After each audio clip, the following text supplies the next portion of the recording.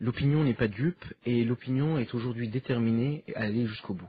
Même si le mouvement s'essouffle, rien ne sera plus comme avant. Parce que la barrière psychologique de la peur est tombée. Parce que les gens comprennent aujourd'hui qu'il n'y a plus d'autre alternative pour recouvrer sa souveraineté que de renverser ce régime.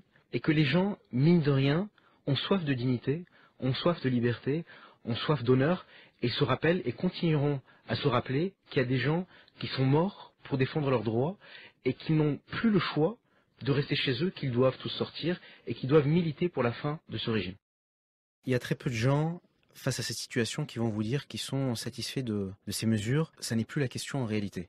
La question n'est plus de savoir ce qu'on peut faire pour contenter le peuple tunisien, parce que le peuple tunisien aujourd'hui n'a plus comme revendication plus de liberté ou plus d'argent, plus, si vous voulez, d'espace d'expression. La revendication aujourd'hui presque unanime du peuple tunisien, c'est que ce régime s'en aille. Et c'est un consensus qui se fait autour des différents partis d'opposition, des différents syndicats et de l'ensemble de la société civile tunisienne. Quand vous avez un gouvernement qui s'est désintéressé de son peuple depuis 23 ans, il ne peut pas prétendre connaître ce peuple.